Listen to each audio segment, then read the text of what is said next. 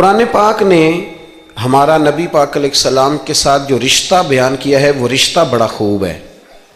کہا النبی اولا بالمؤمنین من انفسہم، فرمایا یہ نبی مومنوں کے جانوں سے بھی زیادہ قریب ہے. ہم بڑا عام لفظ بولتے ہیں کہ فلاں چیز میرے دل کے بڑی قریب ہے، میری سوچ کے بڑی. جو لوگ دل کے قریب ہوتے ہیں ان کے پاس اٹھنے بیٹھنے کو دل کرتا ہے.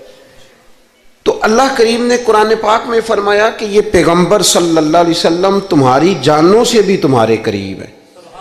اور حضور نے وضاحت کر دی، نبی پاک نے وضاحت کر دی. حضور نے فرمایا لا یؤمن احدکم حتی اکون احب الیہ من والدہ وولدہ والناس اجمعین او کما قال نبی صلی اللہ علیہ وسلم. فرمایا تم میں سے کوئی اتنی دیر تک مومن ہو ہی نہیں سکتا جب تک ہر چیز سے بڑھ کر مجھ سے پیار نہ کرے. ایک مثال دے لوں، بات آسان ہو جائے گی. جس گھر کے اندر پیسہ بے شمار ہو، دولت بے شمار ہو، مکان ایک نہیں چار ہو، اور دنیا کی ساری آسانیاں گھر میں موجود ہوں، سارے دوست میری بات پہ توجہ کرنا، ہر شے ہو، بینک بیلنس بھی ٹھیک ٹھاک ہو، بچوں کا فیوچر سیف ہو، لیکن گھر کے اندر میاں بیوی کی صلح نہ ہو. بچے کہتے ہیں گھر میں ہر چیز ہے پر امی اور ابا کا جھگڑا ہر وقت جاری رہتا ہے، وہ گھر صحیح چلتا ہے؟ آپ نے بولنا اس لیے نہیں کہ یہ باتیں لوگ، یہ گھر کے اندر کی باتیں ہیں نا. حالانکہ پاکستان کا تجزیہ یہ ہے کہ 95% میاں بیوی کے حالات ٹھیک نہیں. پاکستان یہ سرکاری اعداد و شمار ہے، 95% گھروں میں اختلاف رائے. یہ بات ذہن میں بٹھا لیں کہ میاں بیوی کا اگر اتفاق نہیں نہ ہوتا تو وہ کہیں کہ گھر میں کوئی بھی خوشی رہے گی تو یہ ممکن ہی نہیں، یہ سوال ہی نہیں پیدا ہوتا. 6 بچے ہوتے ہیں اور شادی کو 24 سال گزر جاتے ہیں پھر بھی طلاق ہو جاتی ہے. اس لیے کہ میاں بیوی کے لیے سب سے ضروری چیز آپس کی محبت ہے. اور یار کیا خوبصورت انداز ہے میرے رسول پاک علیہ السلام کا. جتنی شاندار طبیعت حضور نے مولا علی شیر خدا کی تھی اتنی کوئی کر سکتا ہے؟ اور جتنی اعلیٰ ترین تربیت اور حسن سیدہ فاطمہ کو اللہ نے دیا کسی اور کو مل سکتا ہے؟ لیکن میرے نبی پاک علیہ السلام نے ان کی شادی کے بعد ان کو اکٹھے بٹھا کے ان کے سر آپس میں جوڑ کے ہاتھ اٹھا کے دعا کی تھی کہ اے اللہ ان کے درمیان محبت پیدا فرما دے. میاں بیوی کے درمیان جو سب سے اہم چیز ہے وہ محبت ہے. بچے کہتے ہیں ہم کدھر جائیں، ابا کی سنیں کہ اماں کی سنیں؟ اور اکثر گھروں میں بچوں کی تربیت رک جاتی ہے اس لیے کہ میاں بیوی کا سلوک نہیں ہوتا، تباہی اتر جاتی. گھر کے اندر ہر شے ہے پر ان کا پیار نہیں. پتہ یہ چلا کہ گھر میں محبت نہ ہو تو گھر نہیں چلتا. اگر محبت کے بغیر ایک گھر نہیں چل سکتا تو محبت مصطفیٰ کے بغیر دین کیسے چلے گا؟ گھر نہیں چلتا میرے بھائی، ٹوٹ جاتا ہے، بکھر جاتا ہے. سارا کچھ ہونے کے باوجود میں نے مردوں کو روتے ہوئے دیکھا ہے، عورتیں تو روتی ہیں، میں نے مردوں کو روتے ہوئے دیکھا ہے کہ کیا کروں 4 بچے ہیں پر اس کو نہیں سمجھ آتی، وہ پاگل ہے، مہربانی کریں وہ سیانی ہو جائے، میں بچوں کے لیے پریشان ہوں، کدھر کیا کروں. یعنی عورت اگر وفادار اور پیار کرنے والی نہ ہو تو مرد کو آنسو نکل آتے ہیں کہ یہ سیانی ہوتی تو میرا گھر بن جاتا. او بھائیو پیار بڑا ہی ضروری ہے، یہ محبت بڑی ضروری ہے، اس کے بغیر نہیں نظام چلتا.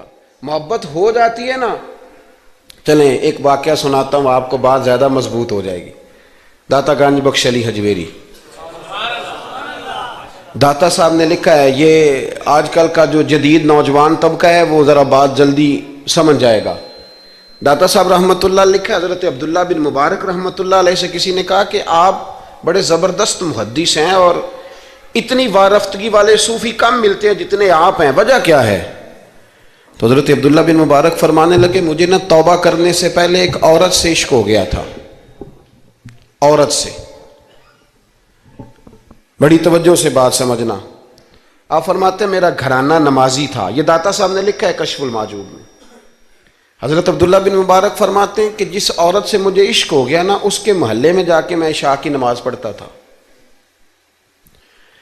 اور پھر ساری رات میں اس کے گھر کے گرد رہتا تھا. وہ آدھی رات کو تھوڑی دیر کے لیے چھت پہ آتی تھی, 2-1 باتیں ہوتی تھیں, میں لوٹ آتا تھا. فرماتے ہیں ایک رات میں نے عشاء کی نماز اس کے محلے میں جا کے پڑھی. قاری صاحب نے نا کچھ آیات لمبی پڑھا دی تو مجھے غصہ آیا. کہہ دیتے نا لوگ مولویوں نے کام کو نہیں, سانو تے اور بھی ہیں. تو کہتے ہیں کہ نماز لمبی پڑھا دی تو مجھے غصہ آیا کہ جلدی پڑھاؤ. فرماتے ہیں نماز وہاں پڑھی, سخت سردی تھی, رات لمبی تھی. میں اس کے گھر کے گرد جا کے نا تو منڈلانے لگا, کیونکہ مجھے اس سے محبت تھی.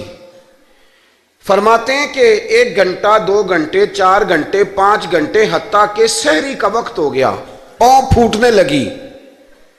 تو وہ نا بھاگتی بھاگتی چھت پہ آئی اور کہنے لگی کہ گھر میں رش بڑا ہے, مہمان زیادہ ہیں, آج بات نہیں ہو سکے گی. کہتے یہ لفظ کہتے وہ نیچے اتر گئی. جب میں وہاں سے واپس نکلا تو فجر کی اذان شروع ہو گئی. یوں سمجھ لیں کہ 13 گھنٹے 14 گھنٹے بیت گئے. حضرت عبداللہ بن مبارک فرماتے ہیں اچانک نہ میں نے اپنے دل پہ توجہ کی. ساری رات وہ آئی نہیں تھی پر مجھے اس پہ غصہ بھی کوئی نہیں آیا, مجھے وہ بری بھی نہیں لگی. ساری رات اس نے کھڑا رکھا لیکن میرے دل سے اتری بھی نہیں. کوئی نہیں سمجھ آئی آپ کو میری بات؟ فرماتے ہیں کہ پھر میں نے اپنے دل پہ توجہ کی تو مجھے سمجھ آئی کہ مجھے اس سے کھرا پیار ہے, سچا پیار ہے. یعنی اس نے آدھا جملہ کہا کہ میں مجبور ہوں, تو میں نے اس سے مزید نہ قسم اٹھوائی نہ گواہ مانگے, میں اس کی وہ مجبوری بھی فوراً ہی مان گیا.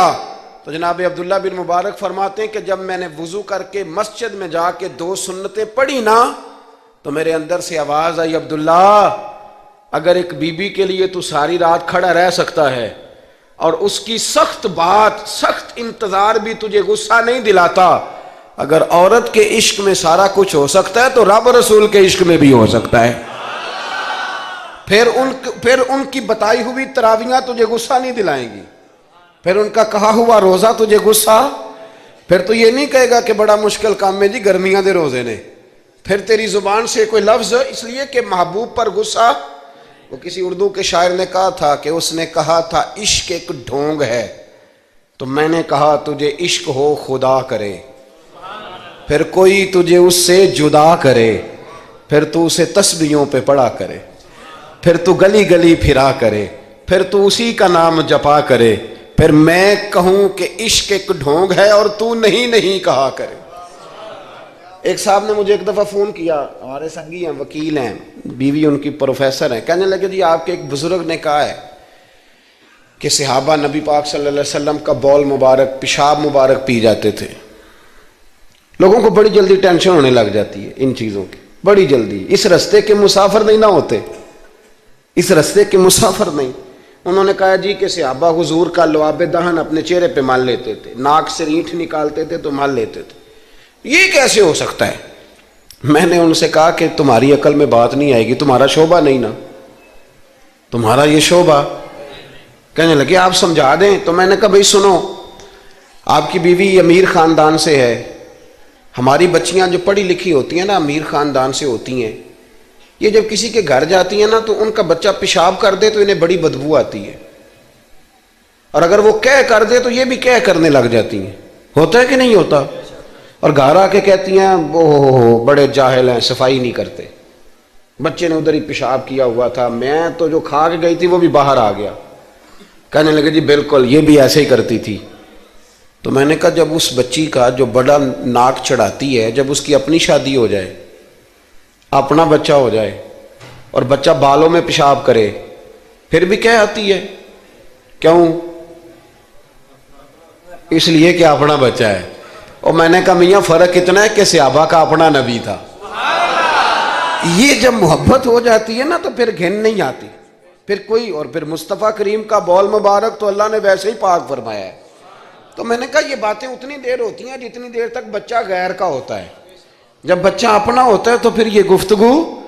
جب تک بچہ غیر کا تھا, آواز کم کریں گی تھوڑی, جب تک بچہ غیر کا تھا اس وقت تک کہہ بھی آ رہی تھی, بدبو بھی آ رہی تھی, گھن بھی آ رہی تھی. اور پھر بچے نے الٹی کر دی, اماں کے کپڑوں پہ کر دی, اس کے گود میں کر دی. لیکن پھر اماں کو کوئی تکلیف کیوں؟ اب کیا ہوا ہے؟ اب اس سے پیار ہو گیا، اب اس سے محبت ہو گئی۔ پھر بڑے بڑے سردار، یہ بخاری مسلم ہے، عروہ بن مسعود ثقفی ابھی غیر مسلم تھے، جب حدیبیہ کے مقام پہ آئے تو واپس جا کے انہوں نے پیغام مسلمانوں کو نہیں دیا، عالم کفر کو دیا، عالم کفر کو جا کے کہنے لگے کافرو، مسلمانوں سے کبھی جنگ نہ کرنا۔ کہا کیوں؟ کہنے لگے میں حدیبیہ میں دیکھ کے آیا ہوں، اور میں کوئی بے وقوف آدمی نہیں، نادان نہیں کہ دیکھ کے آیا ہوں تو مطمئن ہو گیا ہوں، میں نے بڑے بڑے بادشاہ دیکھے ہوئے، میں سفیر ہوں، میں نے دنیا دیکھی ہے، لیکن جو تعظیم مصطفیٰ کریم کے غلام ان کی کرتے ہیں وہ میں نے کسی کو کرتے نہیں دیکھا، وہ میں نے نہیں دیکھا۔ کہا کیا دیکھ آئے ہو؟ یہاں تو ہمارے یہاں درود و سلام پڑھنے والے بھی غریب غریب لوگ رہ گئے ہیں۔ سنیں جی، آپ باتیں نہ کریں، بڑی مہربانی میری بات سنیں۔ ہمارے یہاں تو میلاد کے جھنڈے اٹھانے والے بھی غریب غریب لوگ رہ گئے ہیں۔ ناراض تو نہیں ہو گئے آپ حضرات؟ جلسے میں آنے والے بھی غریب لوگ، جلسہ کرانے والے بھی غریب لوگ، تگڑے لوگ بھی جلسہ کراتے ہیں پر کسی ایم این اے کا، وہ بھی جھنڈا لگاتے ہیں پجاروں پر کسی سیاسی جماعت کا، اپنے اپنے نصیب ہے نا۔ ساری زندگی جھوٹوں کے نعرے مارتے ہیں، سچے رسول کا نعرہ اللہ نے ہمیں عطا فرمایا ہے۔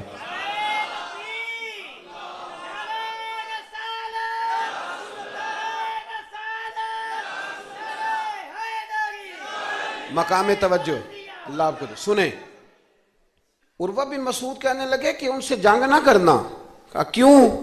کہنے لگے یار میں نے بھی زمانہ دیکھا ہے، پر میں عجیب ہی نظام دیکھ کے آیا ہوں کہ نبی پاک صلی اللہ تعالی وسلم نے وضو کیا ہے، کلی کے لیے پانی منہ میں ڈالا، اور جب وہ پانی واپس نکلا ہے نا تو میں نے دیکھا ہے صحابہ نے ہاتھ آگے کر دیے۔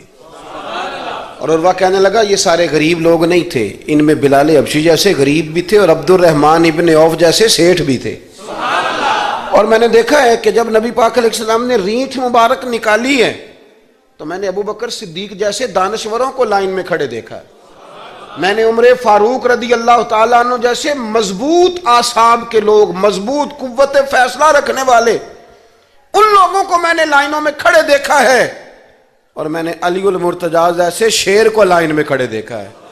میں شیروں کو دیکھ کے آیا ہوں جو لائنوں میں کھڑے ہیں، اور خواہش یہ ہے کہ حضور کی کلی کے پانی کا ایک قطرہ مل جائے، قطرہ۔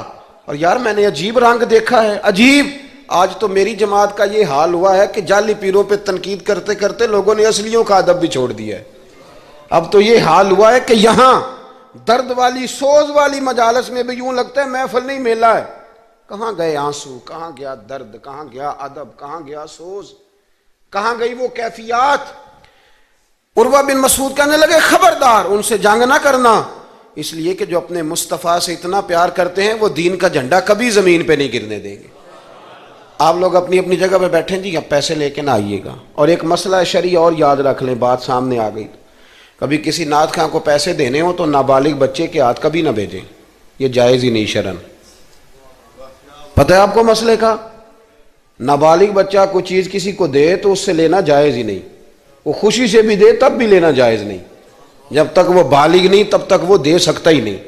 اس مسئلے کو ہمیشہ ذہن کے اندر رکھیں۔ سمجھ آ رہی ہے میری بات کی؟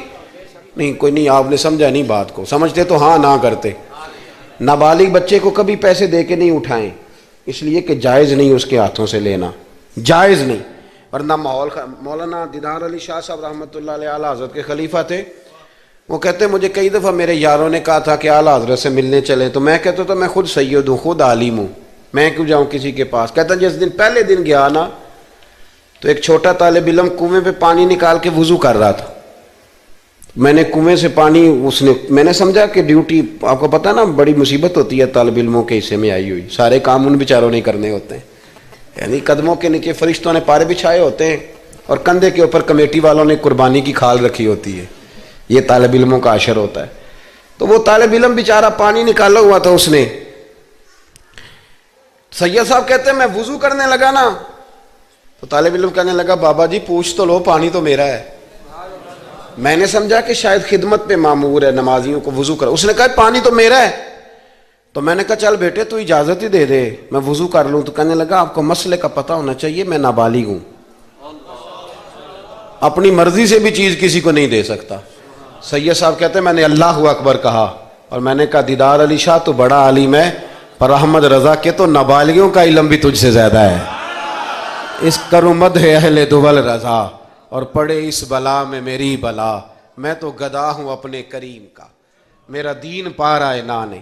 آمدام برسر مطلب رسول پاک کی محبت یہ انسان کو سجاتی ہے، سنوارتی ہے، تکبر دور کرتی ہے، عاجزی پیدا کرتی ہے، یہ روح کا وضو کراتی ہے۔ جب حضور کی محبت میں لوگ روتے ہیں تو پھر انسان کا دل صاف ہو جاتا ہے۔ نبی پاک کی محبت انسان کو آداب کا پابند کرتی ہے، وہ نعت کے ساتھ وابستہ ہو جاتا ہے، مسجد کی صفائی کرنا اس کے لیے آسان ہو جاتا ہے۔ حضور سے محبت ہوتی ہے تو بہانے نہیں کرتا بندہ کہ اب میں رمضان سے نماز شروع کروں گا، حج کر کے آؤں گا تو نیک بنوں گا، داڑھی رکھوں گا تو لوگ کیا، پھر یہ بہانے ختم ہو جاتے ہیں، اس لیے کہ محبت عمل کرنا آسان کر دیتی، محبت آسانی پیدا کرتی۔ حضرت ابو بکر صدیق رضی اللہ تعالیٰ عنہ سے کسی نے پوچھا تھا کہ آپ سب سے زیادہ راضی کب ہوئے؟ حدیث بخاری مسلم میں بھی ہے، پر کنز المال سے عرض کر رہا ہوں، وہاں تفصیل زیادہ ہے۔ حضرت ابو درداء رضی اللہ تعالیٰ عنہ فرماتے ہیں کسی نے پوچھا راضی کب ہوئے؟ انسان بڑی دفعہ راضی ہوتا ہے نا، جب مسلمان ہوئے تھے تب بھی بڑے راضی ہوئے ہوں گے، جب اللہ نے بیٹا دیا تھا تب بھی بڑے راضی ہوئے ہوں گے، اور پھر اللہ نے انہیں امیر المومنین بنایا، یہ سارے وقت ہوتے ہیں نا خوشی کے۔ کہا راضی کب ہوئے؟ تو صدیق اکبر بیٹھ گئے، فرمانے لگا بتاتا ہوں۔ کہ بتائیے۔ فرمانے لگے اس دن بڑا ہی راضی ہوا تھا جس دن میں نبی پاک کو مکے سے مدینے لے کے جا رہا تھا صلی اللہ علیہ وسلم، میں بڑا راضی ہوا۔ کہا کس طرح؟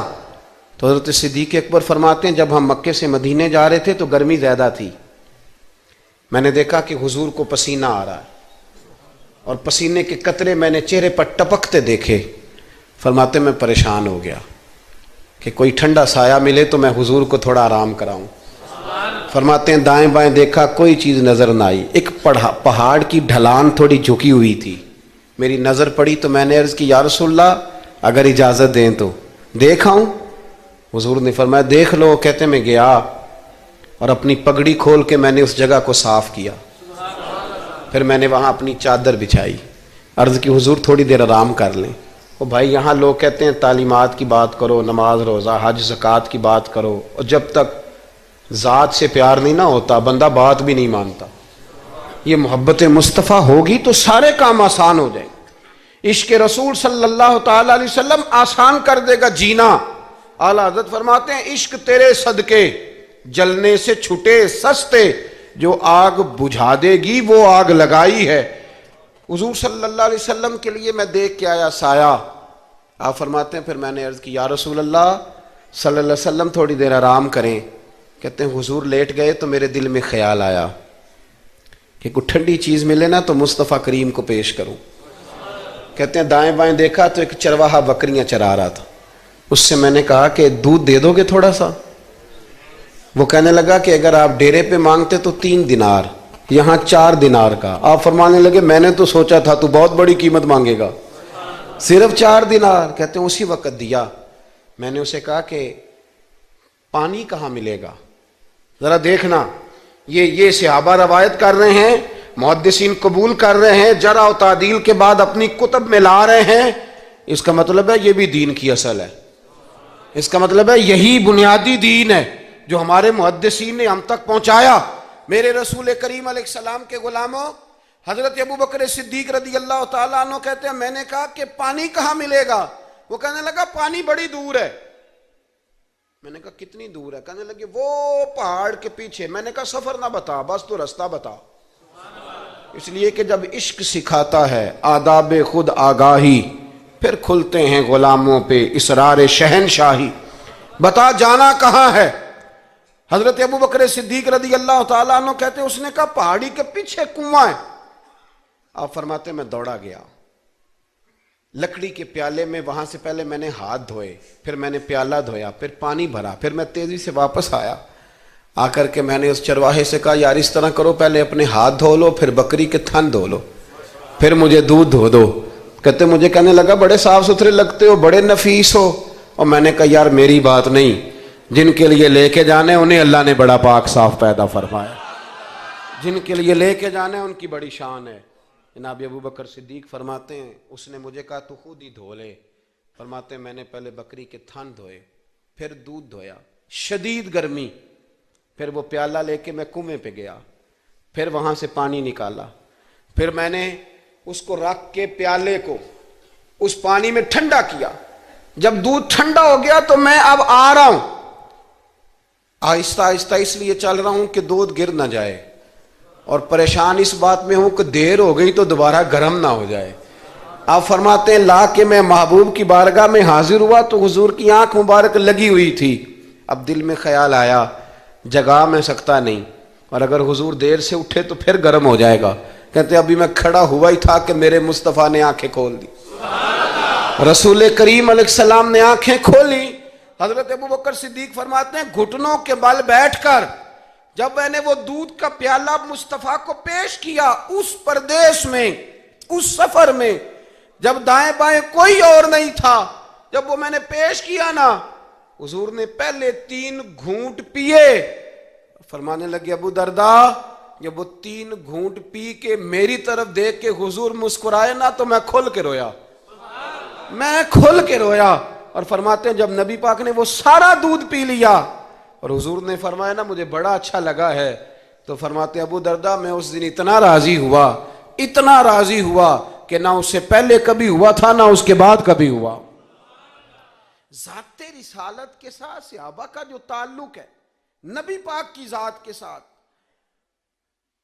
یہ نا عقل مند آدمی بیچارہ ساری زندگی بحث ہی کرتا رہتا ہے، میں نے دیکھیں ساری زندگی۔ حضرت ملا رومی فرمایا کرتے تھے اللہ نے لوگوں کو عقل دیا استعمال کرنے کے لیے، پر لوگ ساری زندگی عقل کے ہاتھوں استعمال ہوتے رہے۔ عقل مندوں کا مرشد بھی کوئی نہیں ہوتا، کئی میری طرح کے پڑھے لکھے ہوتے ہیں ان کا بھی پیر کوئی نہیں ہوتا، وہ خود ہی بہت بڑے پیر ہوتے ہیں، کوئی نہیں جس سے رہنمائی لے، اس لیے کہ وہ نفس اتنا موٹا ہو جاتا ہے کہ کسی جگہ نہ پیار کرنے دیتا ہے نہ محبت کرنے دیتا ہے، 4 پیسے آ جائیں تو اس آدمی کا بھی کوئی رہنما نہیں ہوتا، اس لیے کہ اب وہ خود سارا کچھ ہو جاتا ہے۔ بھائیو، رسول پاک کے غلاموں نے جب مصطفیٰ کریم کی باری آئی تو عقل نبی پاک کے قدموں پہ قربان کر دی، پھر انہوں نے دائیں بائیں ادھر ادھر نہیں دیکھا، کبھی نہیں کوئی سوال کوئی جواب، کبھی ادھر ادھر نہیں گئے، سیدھا ذات رسالت کے ساتھ پیار۔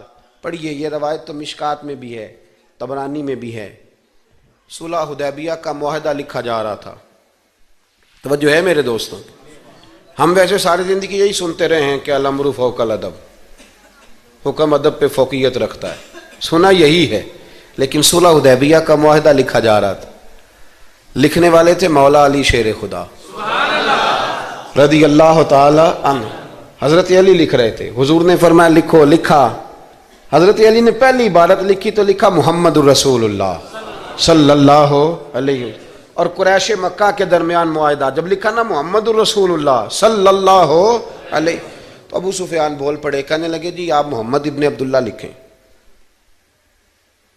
کیونکہ ہم معاذ اللہ ہم رسول اللہ تو مانتے نہیں، یہ مان جائیں تو جھگڑا ختم، محمد ابن، حضور محمد ابن عبداللہ بھی ہیں نا، اور محمد الرسول اللہ بھی ہیں۔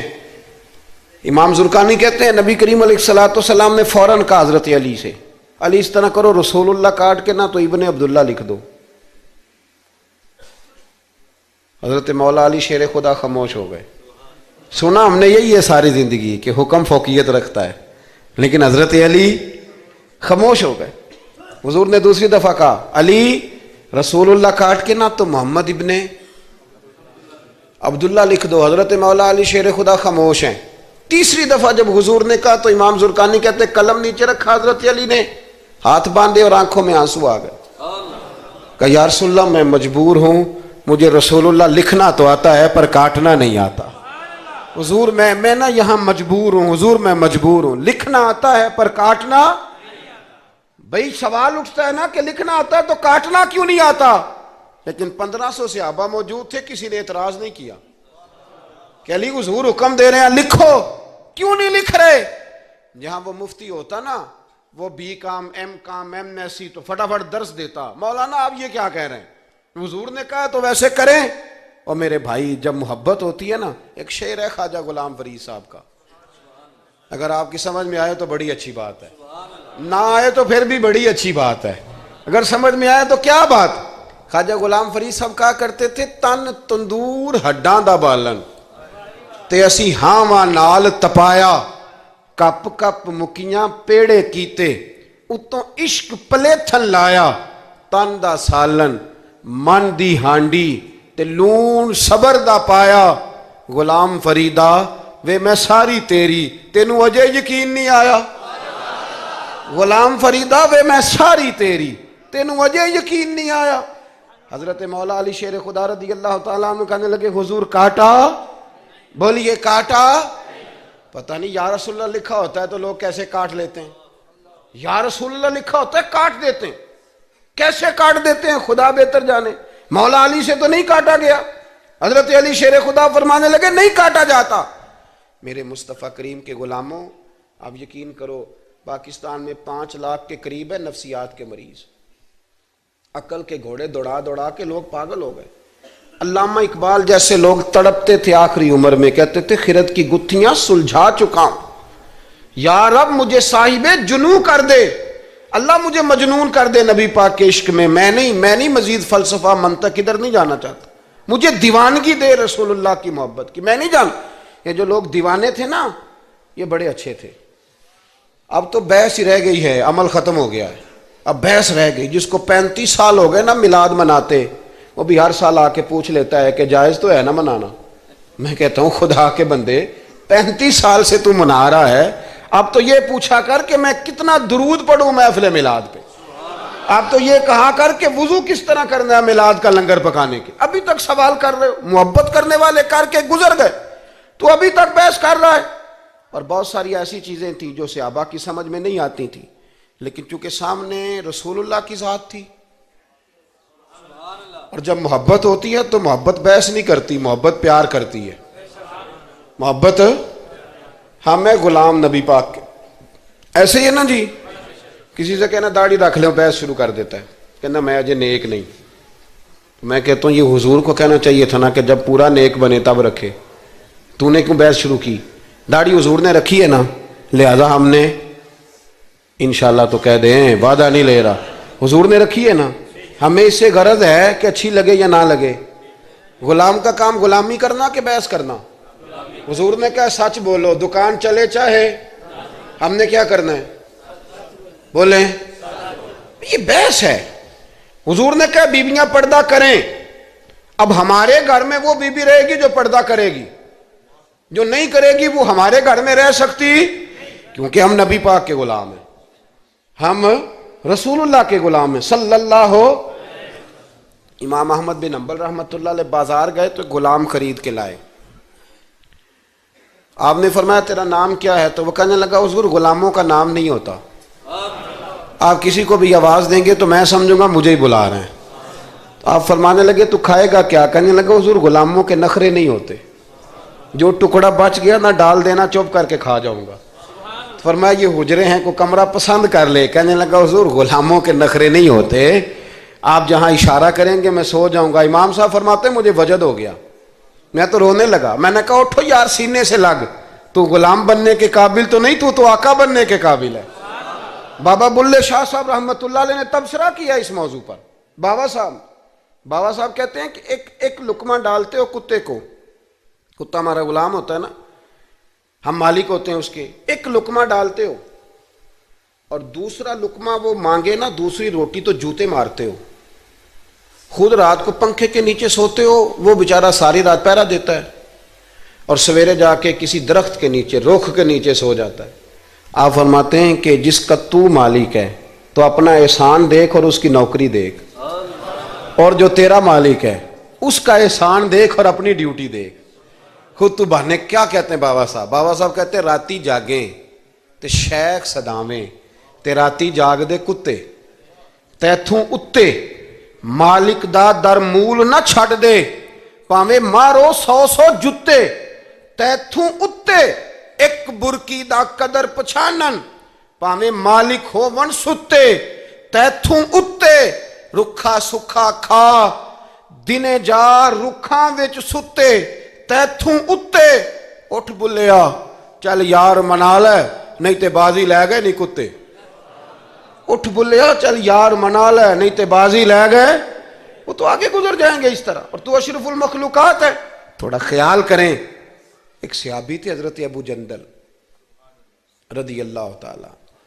ہماری محبت رسول صلی اللہ علیہ وسلم بحثوں میں رہ گئی. بحثوں میں اتنے کمزور ہیں ہم کہ آج تک بحث کر رہے ہیں, آج تک, کہ حضور پہ درود کون سا پڑھنا چاہیے. خدا کے بندے, جس کو محبت ہوتی ہے نا وہ بحث نہیں کرتا, وہ درود پڑھتا ہے. درود و سلام پڑھنے والے کم ہیں, مسئلہ پوچھنے والے زیادہ ہیں. آپ یقین کریں, یا رسول اللہ کا نعرہ لگانے والے جوش کے ساتھ وہ تو چند ملتے ہیں علاقے میں, اور اس پر دلائل لینے والا سارا شہر ہے. خدا کا خوف کریں, عمل کریں. دین کو بحث کرنے نہیں آیا کہ ہر موضوع پر بحث کریں, فیس بک پہ اپنی رائے کا اظہار کریں. دین بحث کے لیے نہیں آیا, اسے موضوع بحث نہ بناؤ, یہ عمل کرنے کے لیے, اس پر عمل کریں. حضرت ابو جندل رضی اللہ تعالیٰ عنہ حضور حدیبیہ تک تشریف لائے, نبی کریم علیہ السلام. ادھر سے حضرت ابو جندل جو تھے یہ وہ دلیر صحابی تھے کہ ان کے والد نے انہیں زنجیروں سے باندھا ہوا تھا. ہاتھ میں بھی زنجیریں تھیں, پیروں میں بھی زنجیریں تھیں, اور ان کا باپ روز ڈنڈوں سے مارتا تھا. انہیں پتہ چل گیا کہ نبی پاک صلی اللہ علیہ وسلم یہ حدیبیہ تک آ گئے. حضرت ابو جندل کمرے میں قید تھے, باپ اور بھائی نے قید کیا ہوا تھا. انہوں نے نا اپنا سر مار مار کے نا کھڑکی کو تو کھڑکی توڑی. ڈاکٹر احمد عبد الرزاق نے اسیرۃ النبویہ میں لکھا ہے کھڑکی توڑ کے باہر آئے. دیگر کتابوں میں بھی ہے یہ روایت. باہر آئے نا جب, تو حضرت مولا علی شیر خدا فرماتے ہیں ہم نے نا حدیبیہ کی شرائط لکھ لی تھی. ان شرائط میں ایک شرط یہ تھی کہ مکے سے جو شخص آئے گا حضور ساتھ نہیں لے جائیں گے, اور وہاں بھی جائے گا تو پناہ نہیں دیں گے, اور اگر مدینے کا کو وہاں چلا گیا تو وہ واپس نہیں کریں گے. اس وقت تو یہ شرط بڑی کمزور لگتی تھی, پر سب سے زیادہ فائدہ اسی شرط نے اسلام کو عطا فرمایا. اس لیے کہ جو آدمی مکے سے آتا تھا اسے پتا تھا مدینے تو حضور کے پاس رہ نہیں سکتا, حضور نے وعدہ کر لیا. مکے واپس جا نہیں سکتے تھے, وہ کسی تیسرے شہر میں جا کے بیٹھتا تھا. تو صحابی جب تیسرے شہر میں بیٹھتے تھے تو سارے کا سارا شہر ہی مسلمان ہو جاتا تھا. اس شرط کی برکت سے کئی شہروں تک دین پھیل گیا. حضرت ابو جندل قید تھے, ان کے والد نے بھائی نے قید کیا ہوا تھا. یہ کھڑکی توڑ کر کے آئے. میرے دوستو, جب حدیبیہ میں پہنچے تو حضرت علی کہتے ہیں جس رستے سے یہ چل کے آئے تھے, چونکہ پیروں میں زنجیریں تھیں, تو جہاں سے چل کے آ رہے تھے خون بہتا آ رہا تھا, خون بہتا آ رہا تھا. فرماتے ہیں آ کے حضور کے سامنے کھڑے ہوئے تو بڑے درد سے روئے, بڑے درد سے. یا رسول اللہ مجھے چھوڑ کے نہ جائیے گا, میرا باپ ڈنڈوں سے مارتا ہے. تو مجھے بتا, باپ کبھی ایسے چھوڑ کے چلا جائے اور مرشد چھوڑ کے چلا جائے تو کچھ چیز باقی رہتی ہے. لیکن عشق جب سچا ہوتا ہے تو میں شروع میں کہہ چکا, پھر محبوب پہ غصہ نہیں آتا, پھر کوئی بات ایسی نہیں ہوتی جو دل میں رہ جائے. میرے کریم رسول صلی اللہ تعالی علیہ وسلم کے سامنے درد سے روئے, یا رسول اللہ چھوڑ کے نہ جائیے گا, حضور یہ دیکھیں میرا باپ مجھے ڈنڈوں سے مارتا ہے. حضرت علی کہتے ہیں کہ چونکہ معاہدہ طے ہو گیا تھا, ابھی دستخط نہیں ہوئے تھے, ہمارا دل کر رہا تھا کہ حضور اجازت دیں تو ہم ان کافروں کے پرخچے بکھیر دیں, اتنا بھی کوئی ظلم کرتا ہے. لیکن کہتے ہیں حضور اٹھے, حضرت ابو جندل کا سر محبوب نے اپنے کندھے پہ رکھا. جناب ابو جندل بھی کھل کے روئے, ایک باری میریاں اکھیاں چوں اونا نے اتھرو پونجے سن, ہن تے چسکا پہ گیا رونے دا, تے ہر ویلے آہو زاری دا. کہتے ہیں کھل کے روئے حضرت ابو جندل, کہا حضور مجھے چھوڑ کے نہ جائیے گا. جب وہ رو رہے تھے تو ابو سفیان اٹھے, کہا آپ نے وعدہ کر لیا, لے جا نہیں سکتے. ایک صحابی نے کہا بھی تو دستخط نہیں ہوئے, کہا نہیں پھر ہم توڑتے ہیں معاہدہ. سننا بات, غور کرنا, عقل کہاں تک انسان کو پریشان کرتی ہے, اور محبت اسے کتنا سلیقہ سکھاتی ہے, کتنی اطاعت اور اتباع سکھاتی ہے. نبی کریم علیہ السلام نے نا حضرت ابو جندل کو تسلی دی, اور پھر حضور نے تھپکی دے کے نا کندھے پہ فرمایا تیرا تھوڑا سا امتحان رہ گیا ہے. دل پہ ہاتھ رکھ کے بتانا کام بڑا مشکل ہے, تیرا تھوڑا سا امتحان رہ گیا ہے. جناب ابو جندل کو یہ کہہ کہ حضور نے رخ انور پھیرا تو ان کے والد نے گریبان سے پکڑا, کھینچ کے لے گئے, اور کہنے لگے ان کے ساتھ تو معاذ اللہ جانا چاہتا تھا جو تجھے لے کے نہیں گئے, ان کے ساتھ.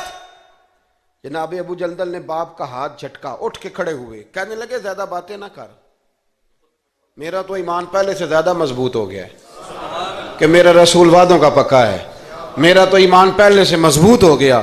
اور کیا شاندار لفظ لکھے ہیں ڈاکٹر صاحب نے.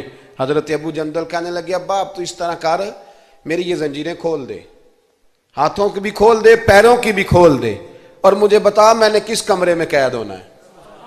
تو بس بتا دے کہاں قید ہونا ہے۔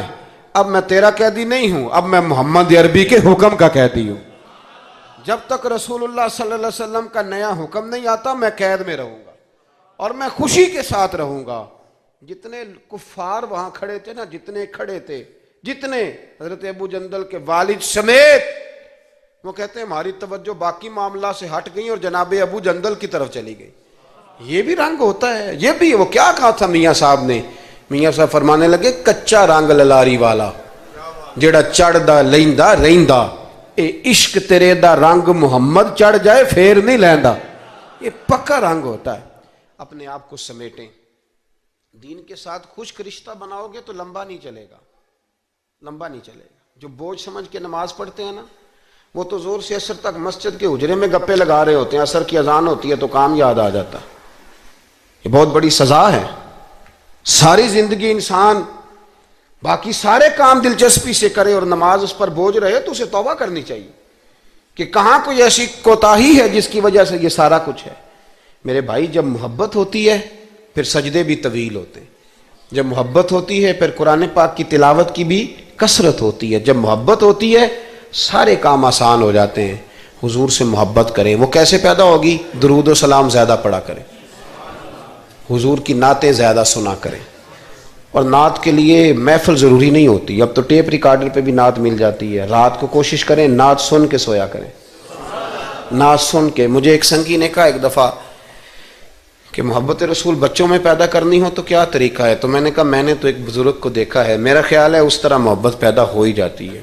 ایک ہے میں تقریر کر رہا ہوں محبت رسول پہ، تو یہ تو کئی دفعہ رٹے رٹائے جملے بھی ہو سکتے ہیں۔ ایک ہے میرے بچوں میں جب محبت رسول پیدا ہوگی تو وہ میرا عمل دیکھیں گے، اس سے محبت کریں گے۔ ایک بزرگ گھر میں لیٹیں، اچانک رونے لگے، بیوی جاگی، بچوں کو جگایا، پتہ کرو۔ بچے کہنے لگے اماں آپ پوچھیں۔ پوچھ کے باہر آئی کمرے سے، اماں ابا کو کیا ہے؟ کہ تمہارے والی بات نہیں، اتنا زور زور سے کیوں رو رہے ہیں؟ کوئی حکیم طبیب کا معاملہ ہے، ڈاکٹر کا، تو بلاتے ہیں۔ کہ بیٹا تمہارے والی بات۔ کہ اماں بتائیں تو صحیح ماجرا کیا ہے؟ کہ بیٹا کچھ بھی نہیں، تمہارے ابا کو مدینہ یاد آتا ہے، رسول اللہ کا شہر یاد آتا ہے، اس درد سے رو رہے ہیں۔ بتاؤ بچوں میں محبت رسول پیدا ہوگی کہ نہیں ہوگی؟ وہ تڑپ آئے گی کہ نہیں آئے گی؟ وہ سمجھیں گے نا اس بات کو کہ یہ بھی ایک دکھ ہے، یہ بھی ایک تکلیف ہے۔ لیکن اگر ابا صرف اسی لیے روئے کہ 10 لاکھ ڈوب گیا ہے، صرف اسی لیے روئے کہ وہ سامنے والا پلاٹ نہیں مل رہا، تو پھر بچوں میں محبت نہیں پیدا ہوتی، لالچ ہی پیدا ہوتا ہے۔ عمل ہمارا، کردار، کچھ تو آنسو ایسے ہوں جو ہم نے نبی پاک کے لیے سنبھال کے رکھے، جو مدینہ شریف جا کے بہانے ہوں، محفوظ کر کے رکھے ہوں۔ دعا کرتا ہوں اللہ تعالیٰ کی بارگاہ میں اللہ ہمیں اپنے محبوب کی سچی غلامی عطا فرمائے، غلامی میں زندہ رکھے، غلامی میں موت عطا فرمائے۔ آمین۔ آخر دعوانا الحمد